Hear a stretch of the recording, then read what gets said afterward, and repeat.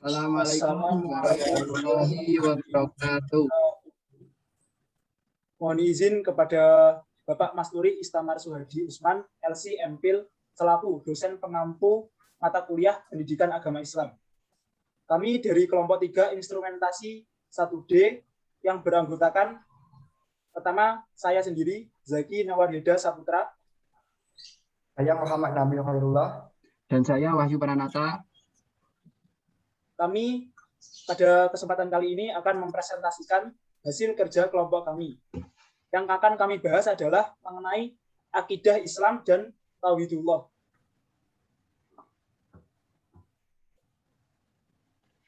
Akidah dan ruang lingkupnya.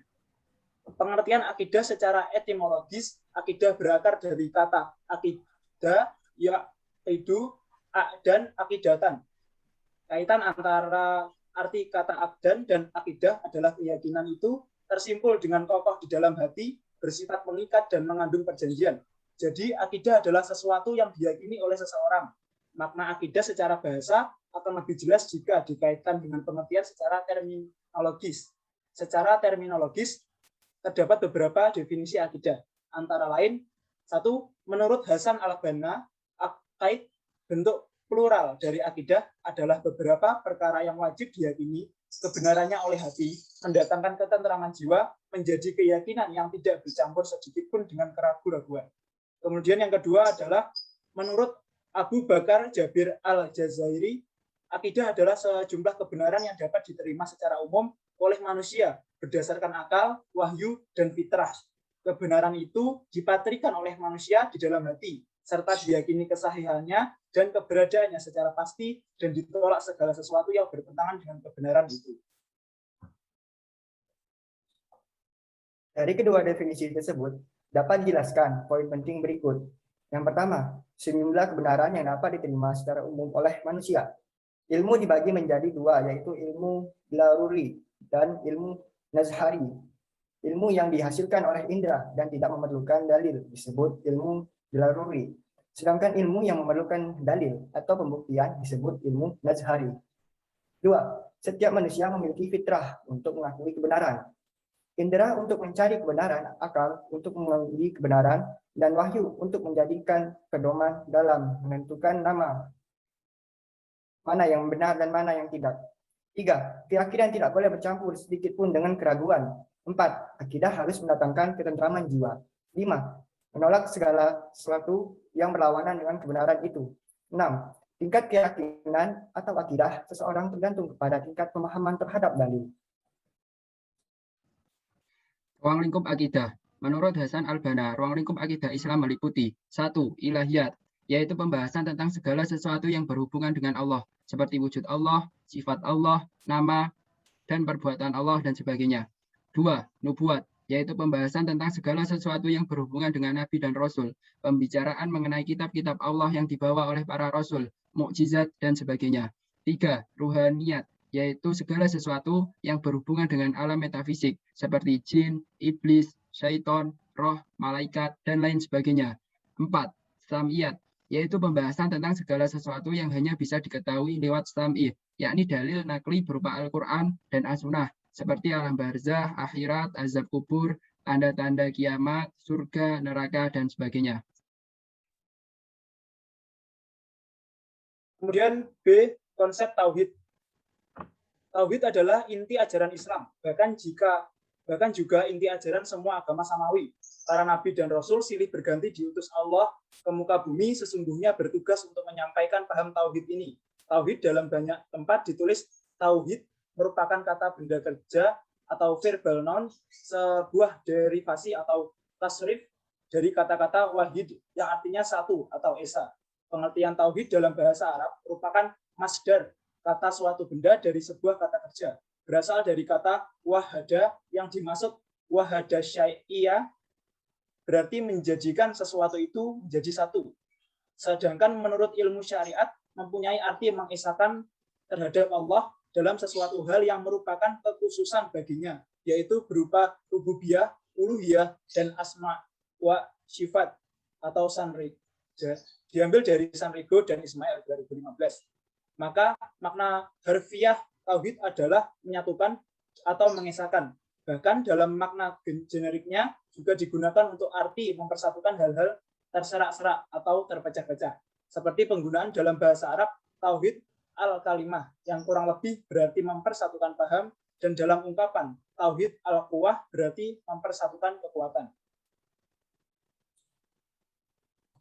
Bagian yang sangat populer di kalangan para ulama adalah pembagian pemahaman tauhid menjadi 3 bagian, yaitu tauhid berupa rububiyah, uluhiyah, dan asma wa sifat. Berikut penjelasan ringkas tentang 3 macam tauhid tersebut. 1. Tauhid rububiyah, artinya adalah mengisahkan Allah di dalam hal penciptaan, kepemilikan, serta pengurusan. 2. Tauhid uluhiyah ataupun tauhid ibadah.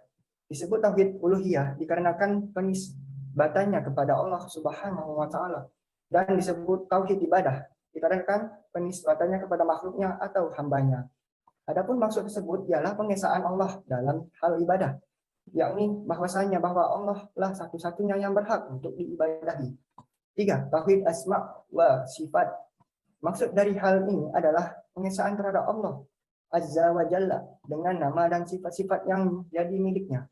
Tauhid ini mewakili 2 hal, yang yaitu ketetapan dan kenabian. Berarti kita harus menetapkan nama-nama dan sifat-sifat bagi Allah seperti halnya yang ditetapkan bagi dirinya dalam kitabnya maupun sunnah nabinya, dan tidak membuat sesuatu yang sama dengan Allah terhadap nama dan sifatnya.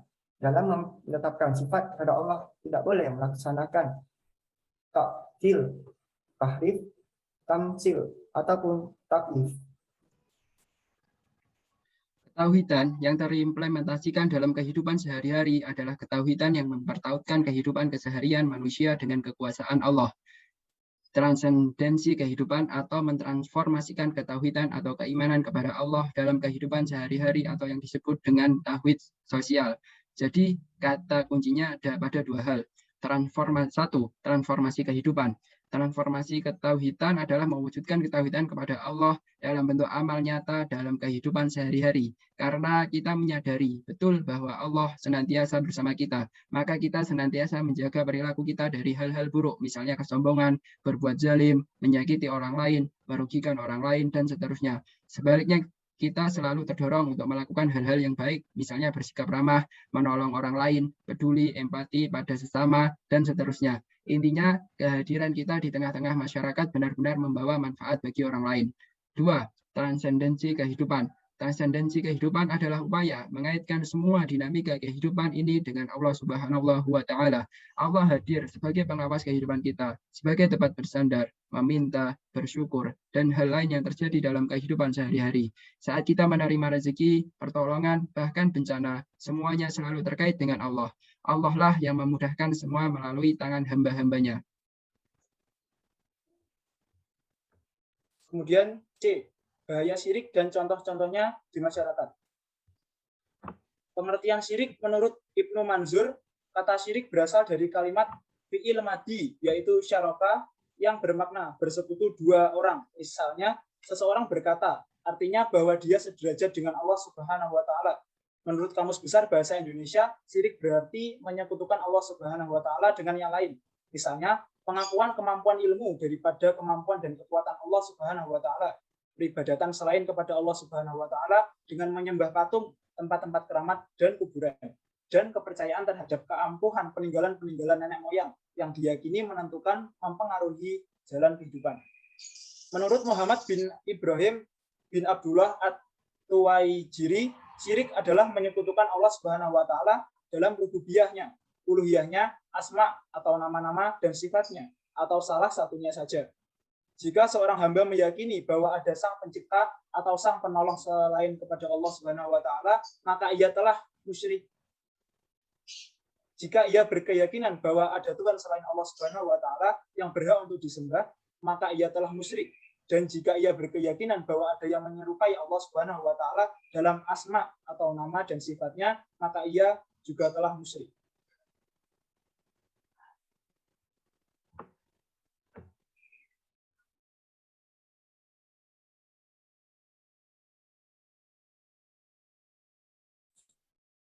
Mengenai bahaya syirik ini, menurut Hamka ialah mempersatukan Tuhan adalah aniaya yang besar.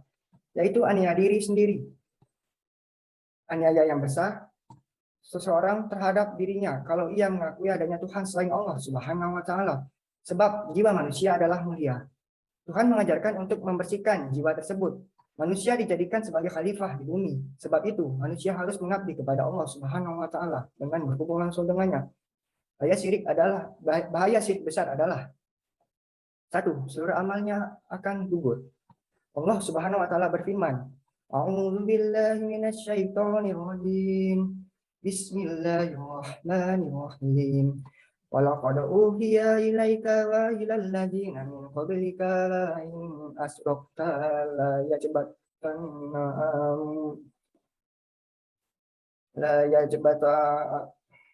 yajbatanna maluka wa la takunanna minal khasirin.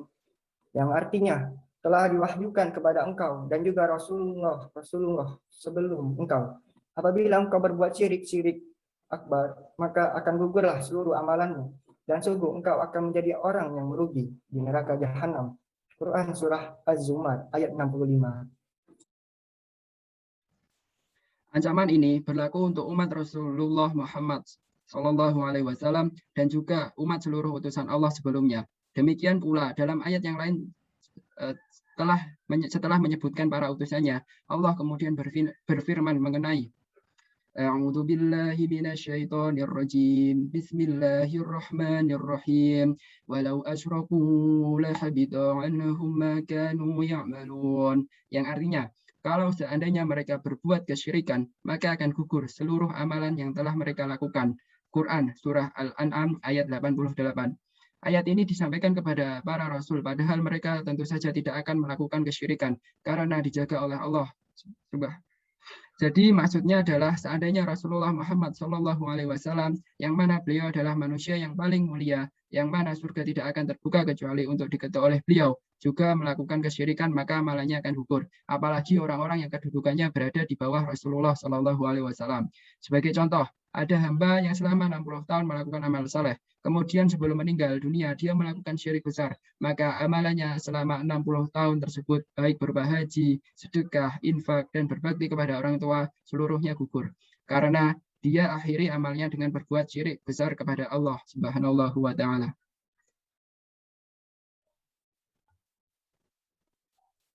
Kemudian 2, dosanya tidak akan diampuni. Allah Subhanahu wa ta'ala berfirman, A'udzu billahi minasyaitonir rajim. Bismillahirrahmanirrahim. Innallaha la yaghfiru an yushraka bihi wa yaghfiru ma duna dzalika liman yasha. Sesungguhnya Allah tidak akan mengampuni dosa syirik dan mengampuni dosa lainnya bagi siapa yang Ia kehendaki. Al-Qur'an surat An-Nisa ayat 48.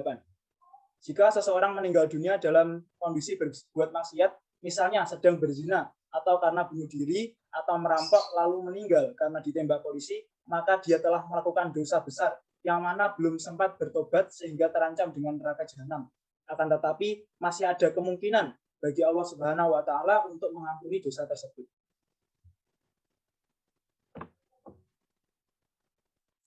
Berbeda halnya jika dia meninggal dalam keadaan berbuat syirik besar dan belum sempat bertaubat, maka mustahil diampuni oleh Allah.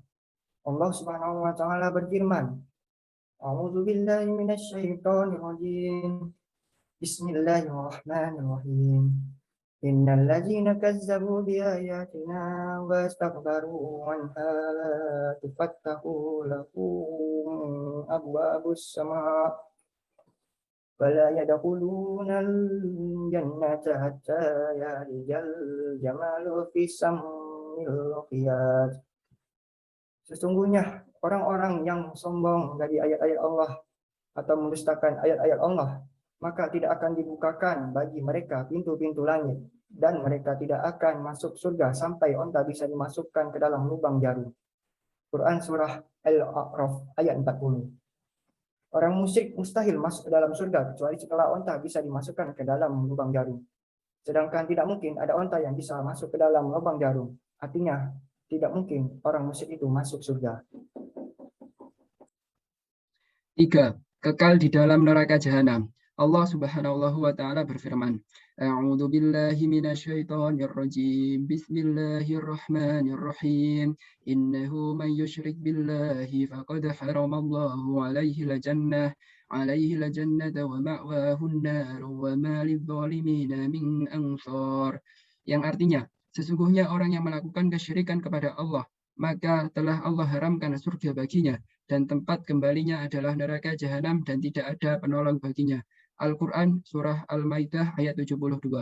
Ketiga musibah ini saling berkaitan. Barang siapa yang melakukan syirik besar, maka seluruh amalannya akan gugur. Kemudian, jika ia meninggal dalam keadaan belum bertobat, maka tidak akan diampuni oleh Allah Subhanahu wa Ta'ala dan akan dikekalkan di dalam neraka. Untuk mengetahui contoh syirik, maka berikut adalah contoh-contoh dari syirik. 1. Sihir. Adapun sihir ia adalah tindakan kufur dan termasuk 7 dosa besar yang membinasakan. Sihir mengakibatkan bahaya dan tidak bermanfaat.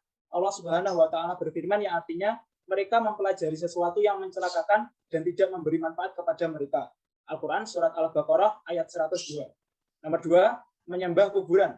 Menyembah kuburan berarti meyakini bahwa para wali yang telah meninggal bisa memenuhi kebutuhan dan menyingkirkan musibah, serta memohon pertolongan dan bantuan kepada mereka. Yang nomor 3, membuat sesajen untuk menolak ruh jahat. Aktivitas yang termasuk syirik ini sering kita jumpai di dalam masyarakat. Misalnya saat ada pembangunan jembatan, gedung, atau rumah, pada acara peletakan batu pertama, biasanya diadakan pemotongan hewan. Kemudian darahnya disiramkan atau dioleskan, dan kepala hewan ditanam di situ. Tujuannya agar bangunan itu kokoh, kuat, lancar dalam pembangunannya, serta tidak meminta korban, terhindar dari bahaya, dan makhluk halus yang ada di situ tidak mengganggu. Ada juga yang meletakkan sesajen di atas tiang utama bangunan, agar terhindar dari gangguan makhluk halus yang berada di daerah tersebut. D. Definisi dan hikmah rukun iman. Iman berasal dari bahasa Arab, dari kata dasar amana, yu'minu, imanan. Artinya beriman atas atau percaya. Percaya dalam bahasa Indonesia artinya meyakini atau yakin bahwa sesuatu yang dipercaya itu memang benar atau nyata adanya. Iman dapat dimaknai iktiqraf, membenarkan, mengakui pembenaran yang bersifat khusus. Menurut Purwadarmita, iman adalah kepercayaan, keyakinan, ketetapan hati, atau keteguhan hati.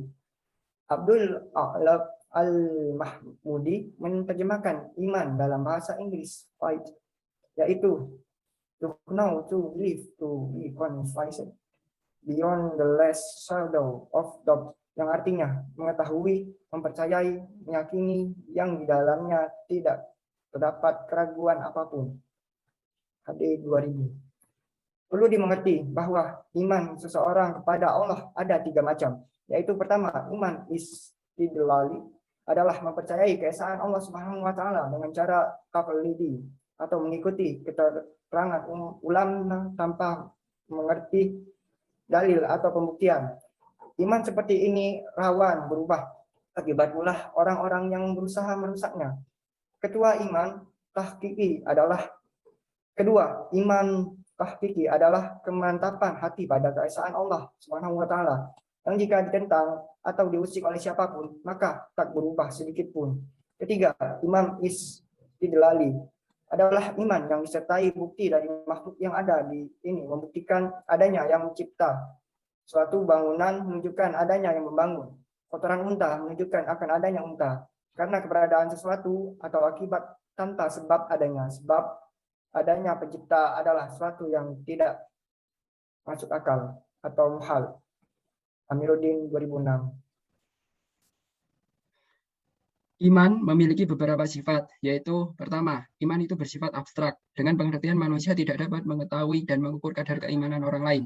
Iman bersifat abstrak karena iman ada di dalam hati, dan isi hati tidak ada yang tahu kecuali Allah dan orang tersebut.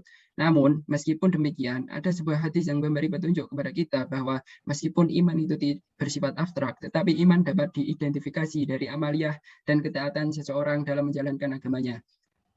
2. Iman bersifat fluktuatif, artinya naik turun, bertambah dan berkurangnya, bertambah karena melaksanakan ketaatan dan berkurang karena melakukan kemaksiatan. Kondisi iman Bersifat fluktuatif ini karena iman bertempat dalam hati yang mana karakter dasar hati adalah berubah-ubah dan tidak tetap. Dalam satu kondisi, hati kadang senang, sedih, marah, rindu, cinta, benci, sehingga dalam bahasa Arab hati dinamai kolbun, yang artinya bolak-balik dan tidak tetap dalam satu kondisi. Nasution 1973. Abu Musa al-Asari menyebutkan, sesungguhnya hati disebut kalbun tiada lain karena hati selalu bolak-balik dan berubah. Oleh karena itu, iman mesti dijaga dan dipupuk. Iman itu ibarat tanaman yang mesti dipupuk dan dipelihara dengan baik. Karena apabila iman tidak dipelihara dan dipupuk, bisa saja iman itu mati, ataupun kalau tidak mati, iman itu tidak akan tumbuh dengan baik dan tidak akan berbuah amal kebajikan seperti tanaman yang tidak terurus dan ditelantarkan yang mungkin mati atau mungkin hidup tetapi tidak berbuah dan tidak menghasilkan. Naufal 2010. Ketiga, iman itu bertingkat-tingkat. Artinya, tingkat dan kadar keimanan dalam hati orang beriman itu berbeda-beda dan tidak sama.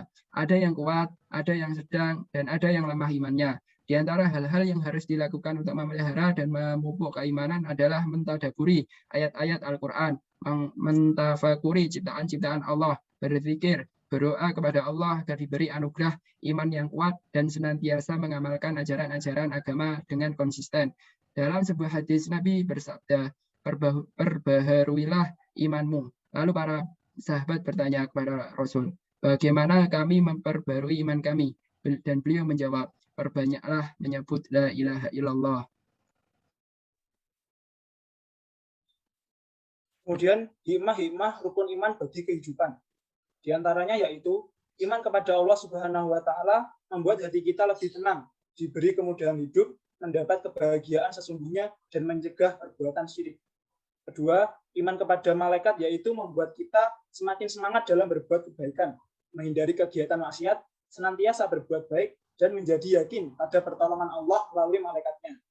Nomor 3, iman kepada kitab-kitab Allah Subhanahu wa taala dapat mengetahui pedoman hidup yang harus dijalankan, mengetahui dan membedakan mana yang baik dan mana yang buruk, serta memupuk sikap toleransi. Nomor 4, iman kepada Rasul Allah dapat menjadikan teladan sifat-sifat yang dimiliki para Rasul dan menjadikan kisah para Rasul sebagai ibrah atau pelajaran bagi kita.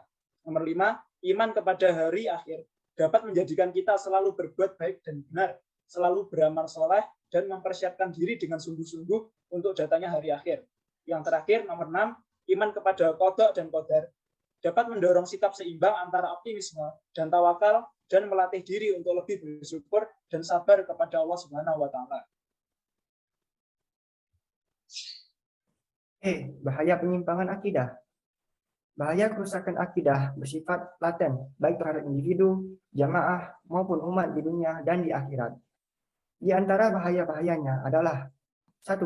Menjerumuskan seseorang atau jamaah ke dalam lubang kesyirikan dan kekufuran serta pengingkaran terhadap akidah yang benar yang diturunkan oleh Allah Subhanahu wa taala dan dibawa oleh Rasulnya. 2. Menolak ketentuan-ketentuan syariat dan mengutamakan ajaran nenek moyang, fanatisme, akal, dan sebagainya daripada ketentuan-ketentuan syariat tersebut. 3. Mengakibatkan kehinaan, keterbelakangan, dan kerendahan umat Islam sepanjang masa dan tempat. 4. Memecah belah persatuan umat, menghancurkan kejayaan mereka serta kemenangan demi kemenangan yang telah mereka raih. 5. Menjauhkan kaum muslimin dari pertolongan Allah Subhanahu wa taala. Dan 6. Menyebabkan terjatuh ke dalam neraka dan kekal di dalamnya. Pertanyaan 1. Secara terminologis, ada beberapa tokoh Islam yang menjelaskan makna dari akidah. Bagaimana makna akidah secara terminologis menurut Hasan al-Banna? 2. Iman berarti meyakini atau yakin bahwa sesuatu yang dipercaya itu memang benar atau nyata adanya. Sebutkan dan jelaskan 3 sifat dari iman. 3. Bahaya kerusakan akidah bersifat laten, baik terhadap individu, jamaah, maupun umat di dunia dan di akhirat. Sebutkan bahaya dari kerusakan akidah tersebut. Sekian presentasi dari kelompok kami. Kurang lebihnya mohon maaf. Terima kasih. Wassalamualaikum warahmatullahi wabarakatuh.